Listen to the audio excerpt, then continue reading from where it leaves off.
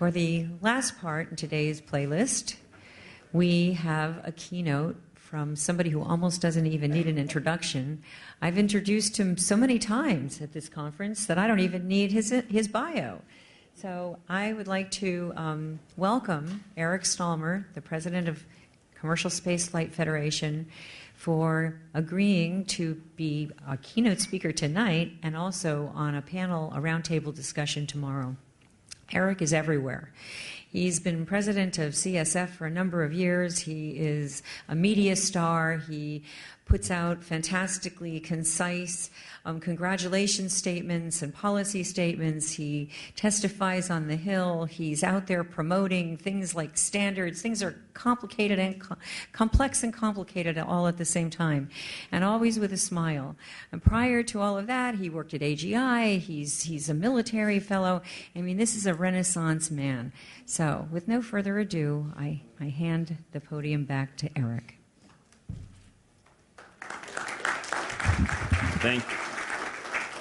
Thank you so much, Diane. When you say that media presence, just always keep in mind I have a face for radio. So that's... and it's not lost on me today that this is the last panel of the day, 5:15, here in the great city of Austin. So for all you that are still here, there's got to be a taco coupon or something for us and a drink at one of the local watering holes for enduring. But you got to make it through these 30 minutes, and we're going to try to all do this together. I'm thrilled to be here, and I'm thrilled the fact that this is the 5th conference. And I say that, the 5th annual conference for space traffic management, I say that because so much has changed from the time you first put this conference on, not just the demographics and the size as we continue to get larger and larger. The audience, not, well, I am also, but the topics and the issues that we're facing. The last 2 panels have been just fantastic and technical and way, way over my head, but I'm glad you all understand that.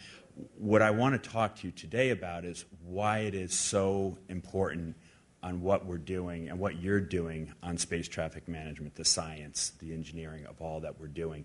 Because really we have an exciting, I say 2019 is the year, but it's only going to get better. And it's really fitting that it is the 50th anniversary of the Apollo era, and we sort of had a 50-year gap, I tend to think. But I think what we're going to see now is just a skyrocketing in the development of vehicles, of satellite systems, of habitats, of so many things that we're going to be doing in space. And this is just the start. So I'm going to talk to you. I'm going to go through some charts and everything, but they'll be a lot different from the charts that we saw earlier. I'm shooting my own thing. As I said, I want to talk about some of the new space actors because 5 years ago when we started talking here at STM, a lot of these didn't exist. A lot of these actors, a lot of the names that you've heard just weren't around. So let's talk about some of these. You have Ryan Gosling, you have Matt Damon, you have, Jake Gyllenhaal, and so many others. We're just waiting on Bradley Cooper. But I think I give you this. Yes, they are actors, and they're not what I was talking about. But I say this because of the excitement and the energy in our industry and how we are affecting pop culture and how it's inspiring young people all over to get back into the space industry. Space is sexy again, and that's great to see. But just a quick overview of what CSF is and what we do and who we are, sort of thing. Really a voice for the industry, the commercial space industry. What we're not is the big guys. We're not Boeing and Lockheed and Northrop and on all the rest, or Aeronautical, and there's nothing wrong with that because they do fantastic things. But we kind of grew out of this mindset. A few young entrepreneurs like Elon Musk and some of the other, John Carmack, started this organization because they wanted a different path forward, not the traditional path. And that's what we're seeing in the growth of our industry. When it started, it was about 10 members. About 5 years ago, we had about 45 members. Now we're at about 85 member organizations. And it's not just companies. I'm very clear to say organizations because a lot of universities and not-for-profits. And it's a whole, the whole kind of ecosystem of the commercial space industry. We really try to advocate for things on the Hill, whether it's regulatory reform, legislation, but not just limited to what goes on the Hill. It's really with the administration and getting that message out. And I have some really good stories to tell about that. And then get people together and developing consensus on moving our industry forward. This is like my NASCAR patch, if I had one. So if I had a jacket, just some of the companies we represent, but again, trying to name them all, we'd be here all day, and I'd leave somebody out, and then they wouldn't pay their membership dues, and it's an endless cycle. So, but I want to talk about the current state of the space industry, and I'm going to run through some charts just to set the tone a little bit of why we should be so excited on what's going on. It's nearly a $350 billion market when you think of all things space. Almost $9 billion of that is orbital launch vehicle services. $3 billion has been invested this year, in 2018 rather. 2018, it's a record number, over $3 billion in commercial investments in 2018. 114 total launches last year from over 469 spacecraft and 24 different commercial launches. And so I'm going to update this chart in a second. This is kind of the VC investment, and this chart goes up to 2017, but I have some new numbers for 2018, which is very exciting. When the venture capitalists, originally got into investing in space, it really kind of started taking off in 2009. I'll say the uptick, the pointer right there in 2014, and you're saying what happened in 2014 to cause this huge hockey stick and the continued growth? That's when I started at CSF. So that's when the markets went crazy and said, we got to get in this. No, that is not an accurate data point whatsoever. What is, though, that about 40% of the total investment came from venture capital in 2017. All right. This is one of George's old slides, but it's an oldie but a goodie. Not that old, but what we're seeing from the FAA compendium on the launches, on the future of commercial launches. I would only stress on 2021 and these outer years, kind of a lower number than these top 18, 19, 20, is just because the forecast ahead. The market's changing, it's more dynamic. I think you'll see those numbers rise, but I think it's a good precursor to what we have to look forward to. This is as kind of an update to the chart I showed earlier from the investment from 2009. $18 billion worldwide, almost $10 billion, $9.5 billion in the U.S. alone, and over 412 companies have received venture capital backing. So this is pretty exciting to see. It's exciting, especially when you go out to places like Silicon Valley and Seattle and here in even Austin. The type of money that is flowing into the space industry and the type of companies that they're putting into. So, just some more numbers, just facts and figures, where this $3 billion that came in 2018 is really significant. The different rounds that they're investing in, over 175 rounds, 126 of these are early stage rounds.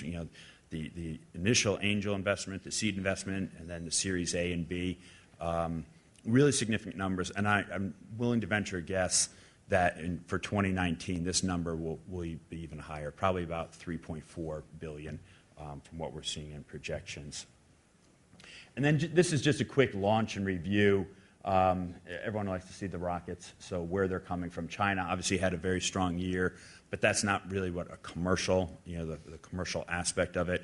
When you look at the U.S., you see, almost 25 different commercial launches that took place. A lot of that's driven by SpaceX. There's a lot of excitement going on there. I will highlight oh God, what did I do? It's like the escalator stops, and you don't even know how to go up the stairs. I think one of the most significant launches that took place last year was at the tail end, I think it's on or about December 4th, SpaceX launched a dedicated launch with Spaceflight Industries. And why that launch was so significant, I have some numbers. 64 different spacecraft were launched. from 34 different organizations from 17 different countries on a flight-proven booster that had already flown flown once before. So that's game-changing. That's game-changing for people that want to put payloads into space, that they're not held hostage by the exorbitant launch costs that they had to endure in the past. As these launch costs are coming down, you're just going to see more and more access, and more ideas, more and more innovation come through. And I'm very excited about that. So one of the things that we focus a lot on, and I think a lot that's changed from last year when we spoke, several things on the policy front. I want to get to the National Space Council, but I'll hold that to the end because I think there's a lot of excitement going on with the National Space Council. But first, some of the legislation that took place with Congress last year, there was two bills, one in the House and the Senate. The House bill was the American Space Commerce Free Enterprise Act, and the Senate bill was the Space Frontier Act. It's a shame that they didn't talk a little bit earlier and go through a lot of this. I think the House Republicans tried to really push their bill forward. Their bill included, there was a lot of similarities, a lot of overlap, but the House bill, for instance, had Article 6 from the Outer Space Treaty about constant supervision, authorization, and continued supervision. That was in there. That wasn't in the Senate bill. Also on where space traffic management will go and whether Commerce will have that authority. It's interesting from the Senate perspective. They said, Senator Cruz said, "Well, I heard from everyone, and I just didn't really get a consensus, on which was better, whether to go with transportation or commerce." And I was in that meeting, and it was funny because everyone said the same thing, and I'm like, Where did you lose the consensus? I thought we were all on that same page. I think we will see these bills reintroduced, certainly from the Senate side, but now with a Democratic majority in the House, whether they have the appetite for this. And it was actually in the House that the bill got killed. And when we do the post-mortem on what happened to this legislation, it was really, for a lot of us in the industry, it was kind of a sniper shot that we didn't even see it coming. We thought they had the votes. It was very supportive from the Science Committee, begrudgingly supportive. It was like kissing an ugly baby, but you got to do it if it's yours. So we thought, that the House was going to go forward on this, and kind of out of nowhere, at the 11th hour, the House Transportation Committee, the Transportation and Infrastructure Committee, with some influence from certain elements of their constituency, just said, there's still a lot that needs to be done on this, and I think it was a competition for oversight, and so what was his name, Oregon, was Peter DeFazio, the chairman, decided, or the ranking member decided to kill it, and it didn't have the votes. So we will see what happened. I'm optimistic because now there's new leadership in the House, in the Democratic majority, and I'm skipping the middle a little bit here. What happened there? Once again. Escalator stop. Escalator. See, It's a picture. It might be that computer. Well, anyways, very optimistic. Kendra Horn. I don't know. Anyone here know Kendra Horn? She used to work for the Space Foundation years ago. She ran for Congress in a very, very Republican district, and the Republican just said, well, no Democrats ever run in this district, so I'm not going to campaign, and she won. And that's a good thing because now they gave her a subcommittee chairmanship to try to solidify her base there in Oklahoma. So Kendra has her head on straight and is really willing to work with the industry, so we're very, very excited about that. And then there's other new leadership with the Senate, with Senator Roger Wicker, who is now the chair of the Senate Commerce Committee, and he's willing to reintroduce this bill. So the other thing that I wanted to talk about, I spent too much time on this slide that killed it, was the ARCs. And what happened on February 5th of last year, as many of you may know, that was the day of the Falcon Heavy launch. And that was a day that really changed a lot of things. And we saw it in the industry as a great step forward. on new technologies and pushing the envelope, pushing it with reusability. But others in the community, especially in the aviation community, saw it a lot differently. And one of the ways they saw it was, hey, we didn't have a problem when it was a shuttle, launching from down in Florida, when it was, the government launching, an NRO satellite. But, when someone's throwing up, a red Tesla into Mars and blocking the airspace for over 4 hours, and a large area that airspace, how they had to put a restriction, I think it was the straw that broke the camel's back with elements within the aviation industry. And what that forced us to do was forced us to get in a conversation with the aviation industry. I'll keep going. Working with the aviation industry. So they set up, and this had a lot to do with the vice presidents, with the National Space Council, setting up this aviation rulemaking committee. So we set up this aviation rulemaking committee, and they looked at 3 different aviation rulemaking committees. The first being spaceport categorization. The second one was a launch and reentry regulatory reform, and the third was airspace integration. The spaceports categorization was basically trying to define it, because you had spaceports popping up in places like Colorado, 5 miles from DIA. And the folks at DIA said, well, this can't be good. And I think it wasn't articulated properly. So it needed a level of communication. The launch and reentry regulatory reform was the fact of the matter that the rules are outdated. They're really outdated, and it's not moving to the speed of industry as companies want to just make an amendment to their launch license. It's time consuming, and so these regulations really need to be addressed and really looked at. So they did a NPRM, a Notice of Procedural Rulemaking, and that was on schedule. We put all our inputs, how to rewrite all these regulations, and then we had this fantastic government shutdown for 35 days, which paralyzed the city. So with that in mind, that regulation we hopefully will have out by probably mid-March, maybe April, and then industry will have time to comment on it. But the last one I want to talk about was the airspace integration arc. And this, for me, it was my first arc, and they asked me to co-chair it. And I often joke that I felt like I showed up to a tea party, or a cookie party, and everyone else had guns and knives, because I really wasn't expecting, I don't want to say hostility, but there was a lot of concern from the stakeholders from the aviation community. And I think you got a great overview today from ALPA, and ALPA was actually great throughout this process, because they, one, their mission is safety. And they had one of us there, Lori Garver, who is the former Deputy NASA Administrator, Deputy NASA Administrator, was over there as the General Manager. So she helped, translate for both groups. But then you had Airlines for America, and you had the airport executives and the national business jets, and they all begin with A, and there was like 27 different organizations all in front of me.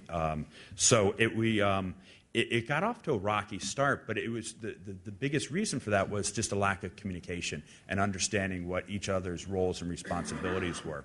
And Dwayne Freer was just fantastic about actually bringing people together, starting it off by going out to the National Command Center, the FAA's National Command Center, so the space operators could see what goes on a daily basis in the aviation community. And we followed that up with a field trip down to the Cape, and we managed to arrange that day for SpaceX to launch. So everyone got to see SpaceX launch and re-entry, and all that goes on in range operations. The airlines take off and land 40,000 times a day. We take off and sometimes land 40 times a year. So how do we meld this and work together with this integration of the airspace? And it's really been a great work in progress, and I think we're moving forward on getting recommendations, we're getting findings, and I think together we'll get some tools together whether it be the Space Data Integrator and collaborating on the CDM, the collaborative decision-making that you heard about earlier today, having a space component to that, I think that will be critical. So we're really working really closely together on that, and I think this report, again, it got slowed down a little bit by the ARC, or by the shutdown, but I think we'll have some findings for the ARC on that. So it's been really good to work with. So again, I know I'm going on a little bit, and I'm holding up here from the margaritas, but so much innovation going on right now, and I'm too excited to even talk about the fact that this year in 2019, we are going to have 4 human-rated vehicles go up. You see the Falcon 9 and with Blue Origin, the commercial crew. I often say our long national embarrassment is going to be over. The fact that we can't launch U.S. astronauts on U.S. vehicles from U.S. soil, that hopefully will change. On Saturday, there's the Falcon, the Dragon demo that's going to take off, and hopefully later this year, we'll be flying astronauts on U.S. Launch vehicles.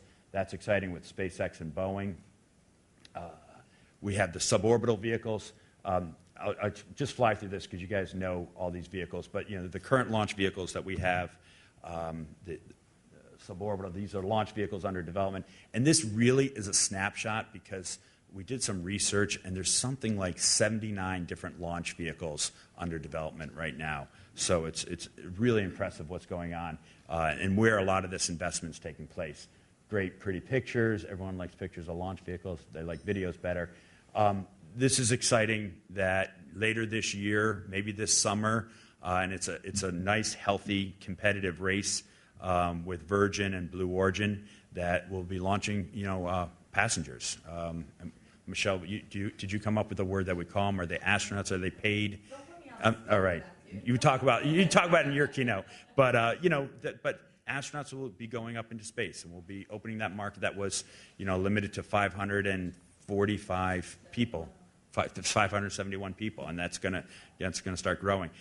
Just about 2 weeks ago at the Department of Transportation, the Secretary of Transportation pinned on wings to 2 of the pilots for Virgin, and then since then, 3 other pilots have flown, I think just last week, so it's pretty exciting. The cost of commercial space tourism, everyone's like, yeah, but that's for billionaires or millionaires, and $250,000, who's got that to spend? And I will tell you that number.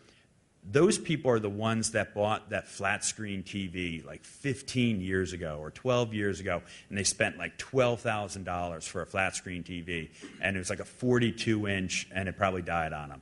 Now you can get that same 42-inch TV for about $300. So the cost will come down, and there's enough backlog, I think, enough interest of people that over time it'll build up the time, but the market will adjust for that, and I think it'll be a lot more affordable. Some of the vehicles that they have, pictures. Imagery, as we talked about these larger constellations, we have a huge constellation with OneWeb coming up, this digital globe, and just the impact that these companies are having, companies like Digital Globe and how they're helping people all around the world. Companies like Planet with their real-time imagery, how you can see the difference in like a refugee camp and for the water sources when you have to supply 100,000 people with clean drinking water, and the impact that the migrational patterns are having on them. It's making a tremendous difference, and it's making people that have money want to invest in companies like that, and that's a critical aspect in why people are investing in these companies. Spaceports, I'm excited about 11 of these spaceports, and I'm going to put George on the spot. How many of these were licensed on your watch? About 7 or 8? A good amount. So the hard work that George did and the FAA did, we have 11. I think there's going to be more that are coming online every day. Different states and regions are saying that they want to develop a spaceport. I think that's incredibly exciting. You see Spaceport America that's going to start getting a lot of work. The work that you've seen in commercial habitats, whether it be Bigelow or Exiom or what NanoRacks is doing on the space station, it's making a big difference there. And this is back to the investment. As I say, who are some of these companies that are getting these millions of dollars? I'll give you one quick example of Relativity Space.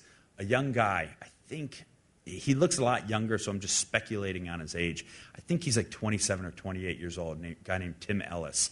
And he grew up in this area, and he gave another fellow Texan, I'm going to give you the abridged version of it, but he gave this other Texan, a guy named Mark Cuban, a call, and he said, hey, you're from Texas, I'm from Texas, I got a great idea, I don't have time to go on Shark Tank, but this is my idea, I want to build a rocket using a 3D printer. Are you in? And he said, yeah, I'll give you about $10 or $15 million. And he goes, and I got a couple other rich friends too. And that's where he got his initial seed money. So it's out there. And if you go out to their facility in Los Angeles, you'll see one of the world's largest 3D printers actually manufacturing parts for a rocket and building a rocket body. So really exciting. Made in Space is another great story. And then there's still a lot more, but there's drinks to be had. I just want to talk a little bit about NASA and Administrator Bridenstine, of the opportunities and challenges that they have. Some would call them problems, but they are opportunities. And some of the areas that he has to think about, and I sometimes say, why is he smiling when you see this laundry list? But the ISS transition plan, what's going to happen post-2025 or beyond? How do we deal with our international partnerships? I think that's critical. This year, with the 50th anniversary of Apollo, you're going to have the IAC, the world community, is going to be coming to Washington, and I think that's going to be a great time to make a forward-leaning policy with our international partners. You have SLS and Orion and James Webb Space Telescope. They're not really where they want to be on time and cost, and they got to worry about that. Commercial crew launch, that's pushing. Lunar landers, commercial partnerships. Those are just some of the things in his job jar these days. So we want to work closely with him, with the administrator on this. They've had some good announcements on these public-private partnerships for commercial lunar payloads. We're excited about that. And then lastly, I'm going to just actually fly through this, but I want to just leave you with a strong idea or a strong feeling about where we're going with space and space policy. Many of you know about the National Space Council. When it started, it got reinstated in 2017. It really has the whole attention of the vice president and the president as well. And a lot of people, this isn't a political thing because, the White House gets some things right and they get other things, might not get other things right. On space, they have been spot on and they're listening. They've had, I think now, 4 public meetings where they've come out with 4 for the National Space Council, which is, Secretary of Defense, Transportation, Commerce, the whole litany of cabinet secretaries. They've come out with 3 space policy directives. I didn't add Space Force because that often adds a lot of questions. But they also established a user advisory group, a national user advisory group. Here's some of the space policy directives. There's my Forrest Gump cameo in the back there at the Oval Office. The different space policy directives, we talked a little bit about them, about the acquisition for public-private partnerships, the implementation of the ARCs, which we talked about earlier, and just getting basically the nation focused on space policy issues. And one thing I'm excited about, I'm a member of the UAG, and part of our job on the UAG is made up of 25 individuals. I think there's 5 astronauts. I group them in the Apollo astronauts and the modern astronauts, Pam Melroy and Eileen Collins and David Wolf. And you have the CEOs of several companies like Lockheed and Boeing and SpaceX and Blue Origin and Virgin Galactic or Vox and Sierra Nevada, so cross-section. But what they really want us to do is get out there and listen to what people want, what the industry wants. And I was not put on it for my good looks or my deep intellect, but the fact that I represent a large portion of the industry that is making things happen. So what my challenge, and I'm going to keep flying through that, my challenge in the scope of activities is to go out and listen. So if you guys have issues, and I'm certainly staying in touch with Diane and others on the space traffic management, I think it's a critical issue for what we're doing in space. And the Space Council needs to hear about this. The Vice President needs to hear about this. A handful of us met with him last week. It was supposed to be a 30-minute meeting at the White House, turned into a 90-minute meeting. And I can't speak to all the things in his job jar, but space is like his number one priority. And the idea, like he continued to ask it, when can we get to the moon?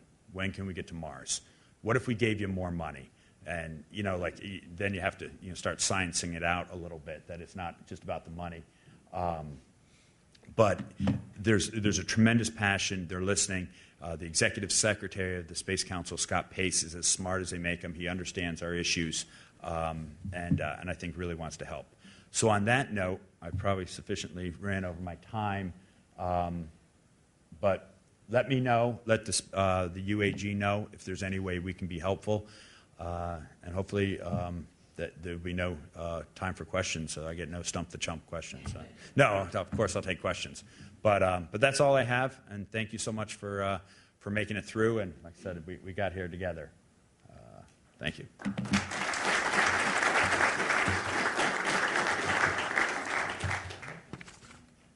Any quick questions? Again, I realize I'm the one holding up from the bar. In the back there.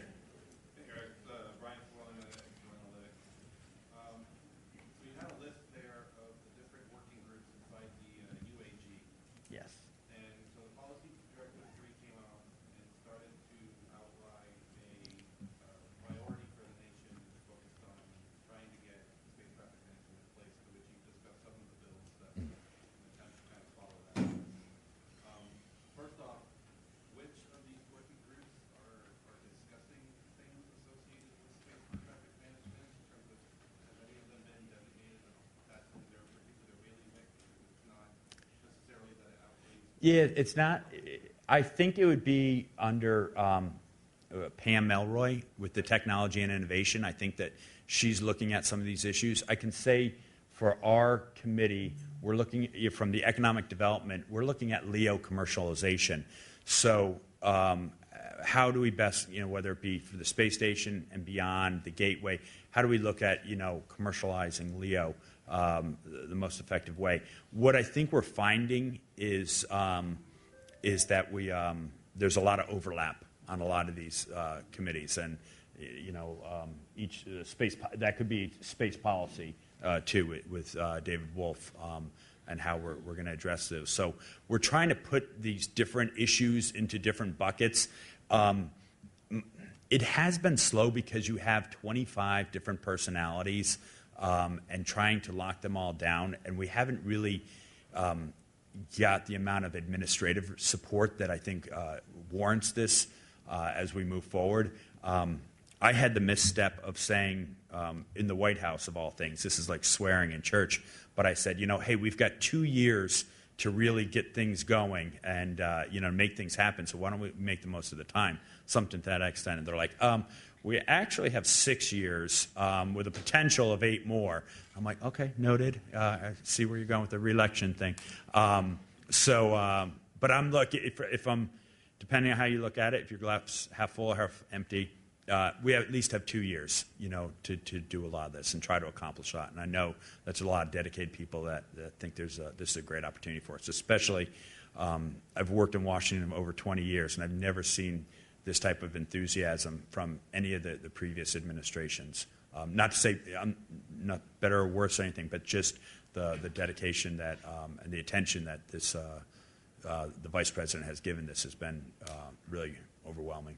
So. Would you say that space traffic management as a topic is bubbling up to that level of conversation, or is it getting lost in the idea of getting to the moon and some of these other things? They're all very exciting, but in terms of the ubiquitous nature of SPM support to actually doing all of these things. Yeah, I don't think it's getting lost at all. I think the challenge right now is jurisdictional, where it's going to be, whether it's going to be with Kevin's office over at Commerce, or is it going to be at the Department of Transportation, or even deeper dive into AST, and then how are they going to put those resources? And that's the critical thing. And I think the resources will be there to amp up some of these offices. Certainly the Department of Commerce, I saw their budget numbers, and they're going up. to get this office up to speed. What's the Office of, it's not Space Commercialization, but Office of Space Commerce. So they're getting their funding, they're hiring, and I think with Secretary Chow at the Department of Transportation, I think they've really taken a solid relook on what's going on with commercial space, and they want to be a part of it, even a greater part of it. And so there's a new gentleman, General Wayne Monteith, who took over at AST, and he seems, pretty motivated and invigorated to get things going over there. So, it is a priority, and I will certainly go back and echo this. We're going to have another call, I think, on March 15th. That's an ominous day, but we're going to do that, and then we're also going to be meeting again in April at the Space Symposium, the full user advisory group. So I will definitely elevate this as far as I can. Any other questions? Well, I'll be around today, tonight, and tomorrow. So look forward to talking to you, and thank you so much for your attention and making it through on this.